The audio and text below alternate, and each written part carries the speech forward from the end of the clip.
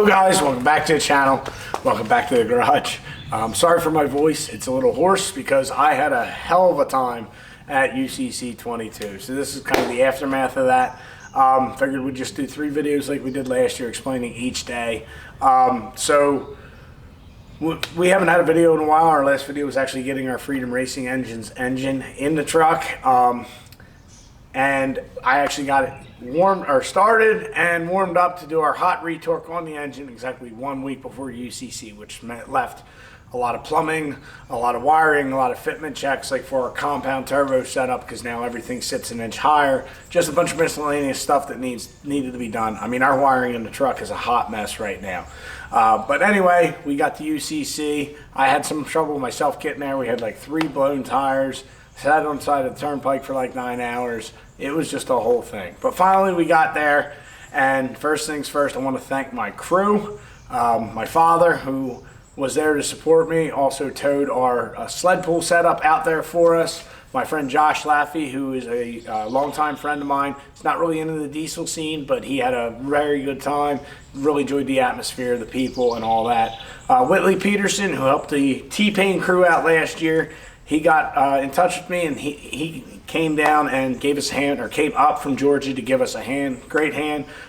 We'll hopefully have Whitley helping us out here in the future at some events. And my man, Trevor Peterson, Mr. T-Pain himself, who about a day and a half, 2 days before UCC said he couldn't help it. I'm coming out to help you, and booked a trip out from the West Coast to come help us at UCC.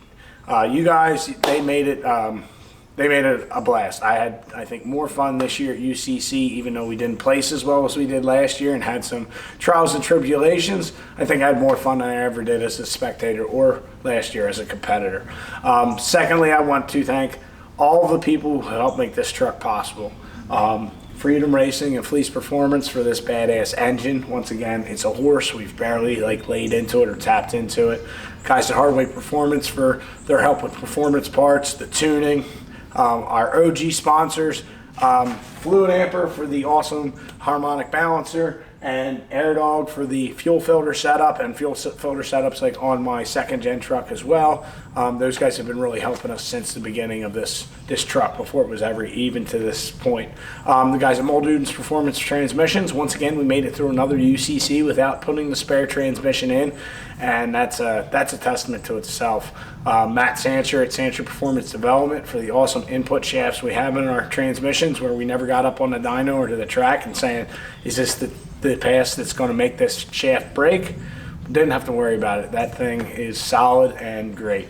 And also the guys at T3 Speed, they helped us out, sent us a water injection kit that we were thinking about possibly using for the sled pull. We ended up at the last minute not, but those guys are on the West Coast in our corner. If you guys need any work and you're anywhere near like Salt Lake, give them a shout. So those are our sponsors that I can think of. I hope I'm not forgetting anybody, but they're all people who have stepped in at different times throughout the truck's span. So, drag race day. The truck was untested, so I wanted to get up into the staging lanes as quickly as possible. I wanted to be the first truck down the strip like I wanted to last year. That way we could spend all day trying to figure out what we needed to do. First time on the trans brake, which was a bit of a learning curve for me. Leaving off a button from a foot brake is a lot harder than you would anticipate. That being said, in our rush of wiring the truck all up, I was not able to get our bump installed. I was not able to wire it so that if there's an interruption in the run, that the truck stops shifting. So pretty much you let off that button, that thing's going to go to lockup. It's going to go to 4th gear. It's going to go cycle through everything. Once again, it's that last minute rush and UCC crunch. So I just got the button to work, and then we moved forward from there. So that had its own issues. If you guys are in the stands and see me try and leave the starting line a couple times in a row and not, that's why.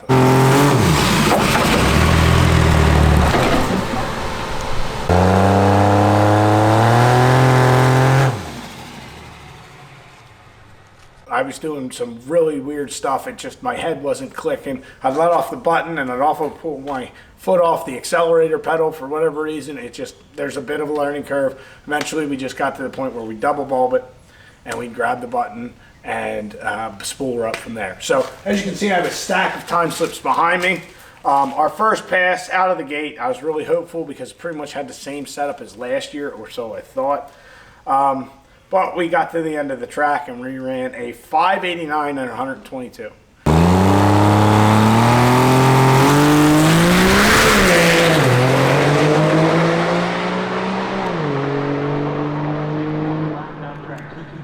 It's not terrible, but it's not where we were. Last year we ran a best of a 533 and was really hoping to get back to that. So did a couple of passes like that.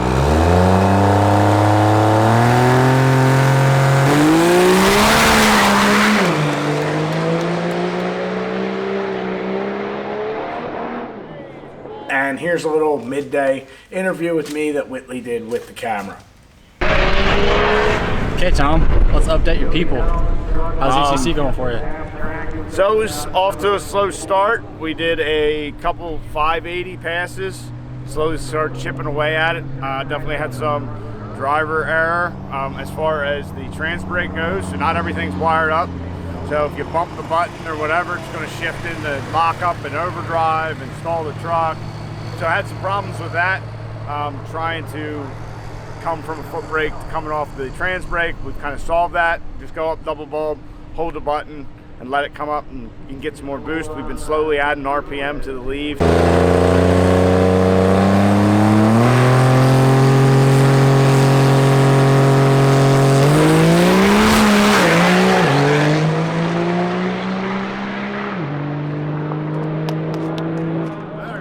To make more boost for the launch, and it just keeps taking it. The truck keeps getting better. It's 60 foot and better. We just 60 footed at 129 and want 552. We're not where we were, but we're making shift adjustments, nitrous adjustments, adding fuel, and just slowly getting the truck back to where at least it was, if not better, with the trans brake, the new engine, the new wheels and tires. But suspension wise, it seems like the truck loves it and it's just rolling out. So far so good. We have a little lack of reverse issue right now, which could be just a fluke thing, but we don't need reverse to go down the drag strip, so we're just kind of sending it for now, and we'll make a decision about that tomorrow. So then we're going to keep running until we're comfortable with it, or we run out of passes. I think we can do 3 more passes today, possibly. So we have 3 more chances, and we might not use all of them. We'll see where we're at. So that's it. That's update on drag day. So that's about midday. At that point, we had lost reverse in the truck. Reverse for this with a trans brake, you basically put the truck in neutral, grab the trans brake, and now you're in reverse. We went to come out of the tent. I went to grab reverse, and it wouldn't back out. So everything else seemed fine. We talked to the guys at Muldoon's. They're like, here's what it could be, a couple of different options. But everything else seemed healthy, so we were really puzzled whether it was a wiring issue or something, Looking back now, I think maybe the forward clutches got welded together, which is very odd, or something you rarely have a problem with. But we have a new valve body setup. I was making mistakes with the trans brake, so we got to sort that out and see what the actual issue is. Everything else was working fine. So my crew said, we don't need it. We'll push you out of the tent every time, go up there, and if you screw up again with the trans brake, we'll push it back to the line and you just do your thing. We don't need reverse. Okay.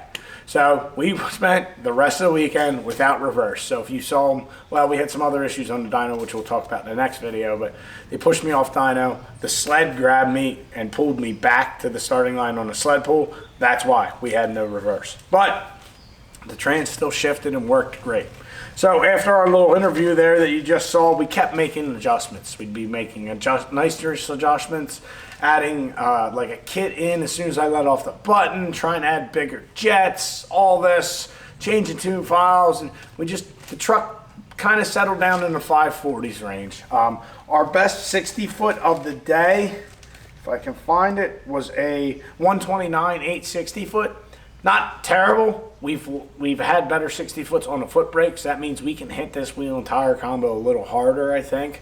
But we needed to add power down track, and for whatever reason, it just didn't seem like it was working.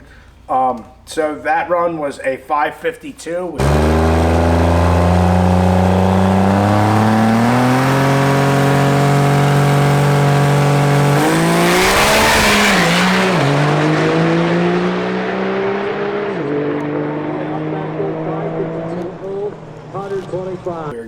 better.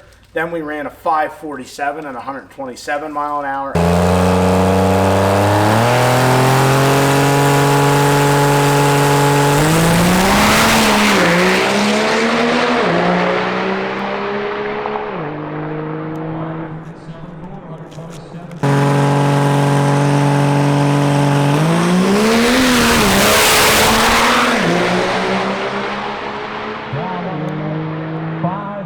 And our final pass of the day, and then we ran another 547 at 126, and then our last pass of the day was a 545 at, I forget, 127 miles an hour. I think I don't actually have that time slip because we had to turn in our best time slip at the end of the day to the officials for, you know, that's our time.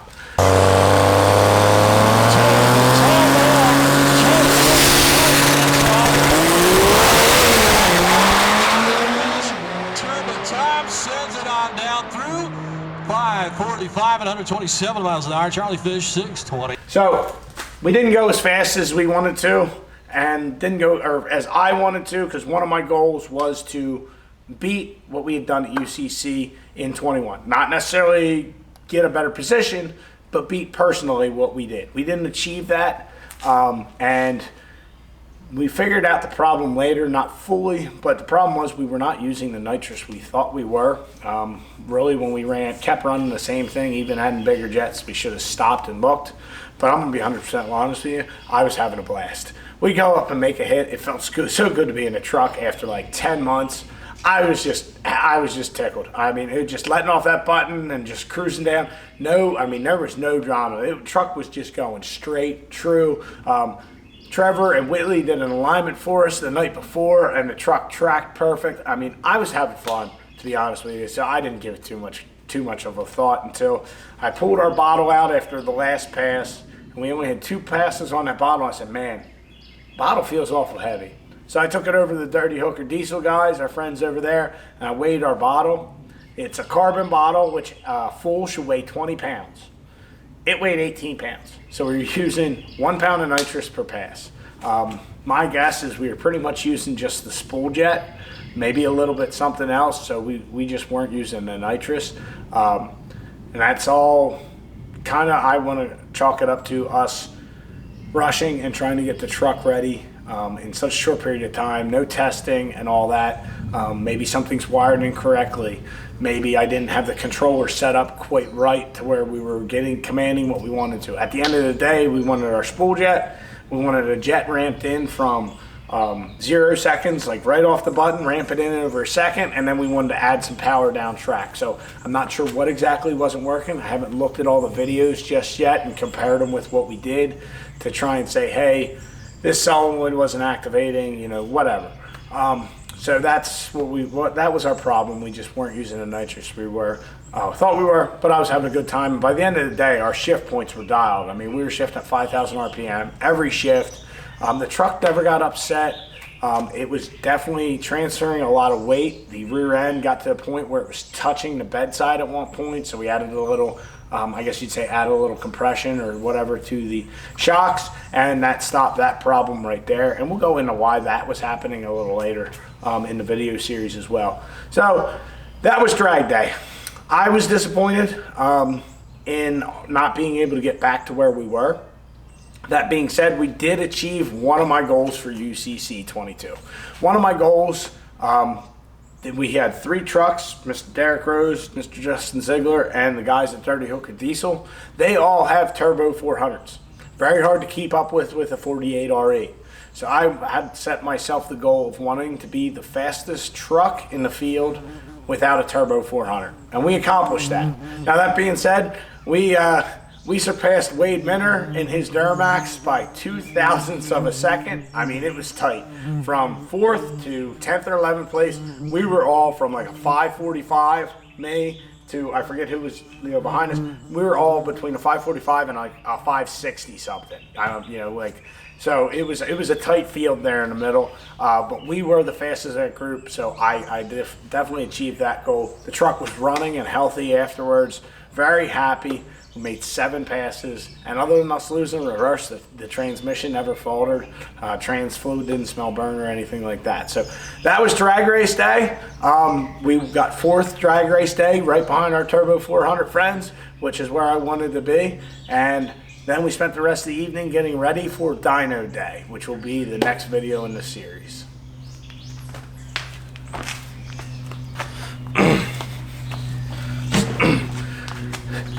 So I didn't really do an outro there, but yeah, so next video is going to be Dyno Day. I hope you guys enjoyed. Please like the video. If you have any pictures or anything, there's definitely some good pictures that I've seen. We're getting a tire wrinkle from our new wheel and tire setup. The truck looked good, and all that. And I can't wait to work on this thing, get some testing in before Rocky Top, and try and get the truck dialed in, get it back to where it was, and get it even faster than it was. So hope you guys enjoyed. Please like the video, subscribe down below. I'll catch you guys on the next one, which I said is Dyno Day.